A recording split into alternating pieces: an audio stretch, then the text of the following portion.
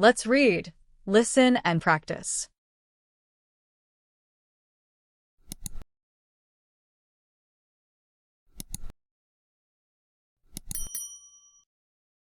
History.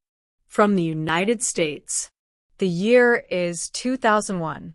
An American journalist specializing in environmental issues travels across the continent to conduct his research and give lectures. Mark Hertsgaard is keenly interested in the world's opinion of his country. On a bus, along the impressive coast of the Indian Ocean on the way to Durban, he strikes up a good conversation with a young black man, Malcolm Adams. The talkative driver is enthusiastic about his interlocutor's origins. His opinion was very positive, praising the clothes, the music, and the so-called American way of life. Wearing a baseball cap, the South African commented in detail on the American series and films he watched.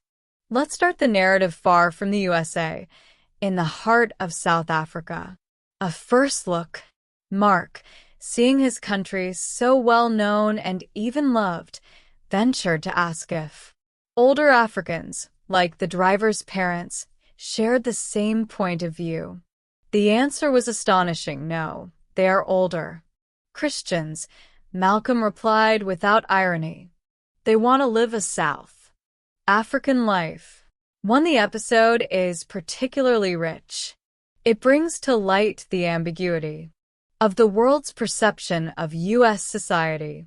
In the driver's words, there is a clear contradiction between being a Christian and living an American lifestyle.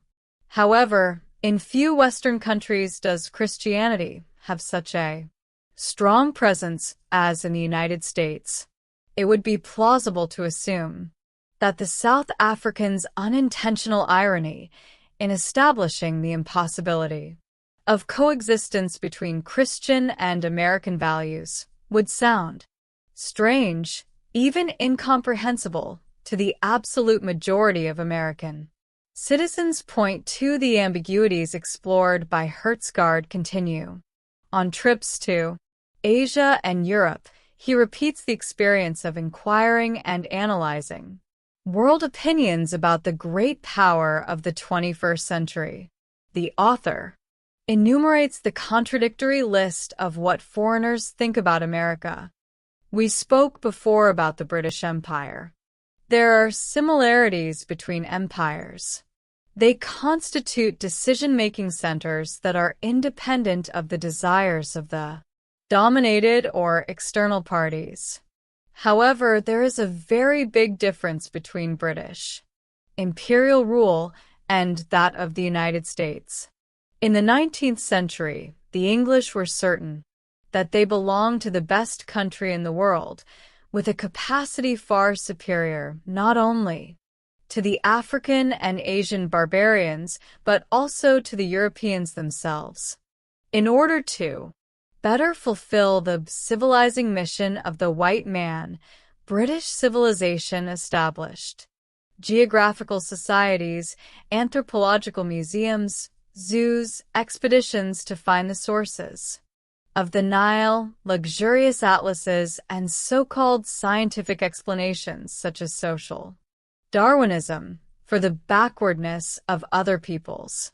In many ways, Europeans in general, and the British in particular, wanted to classify the world and reinforce the deep hierarchy that divided Western Europe from the rest of the planet. Human beings, in the view of many Europeans in the 19th and part of the 20th centuries, had reached their peak in London, Paris, and other centers.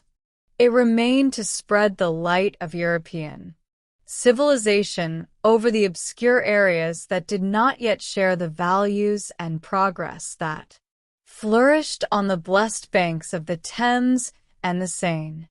As is easy to see, many good things and most of the bad things in the world are attributed to the Americans. A similar process occurred with the Roman and British empires. The dominant power ends up concentrating everything that those outside it think about itself and others. Thus, thinking about the United States is also a way of thinking broadly, since criticism and praise are often two-sided mirrors. Let us take the previous list as an example. When we criticize the United States as a country that only thinks of itself and only knows the world within its borders, we express a feeling of regret for not being known/recognized by them. Never before has anyone heard the complaint that Nepal only thinks of itself and only knows the world of the Himalayas.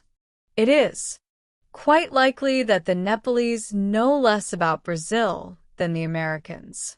However, we complain that the United States does not dominate our geography, and a double insult, they imagine that our capital is Buenos Aires.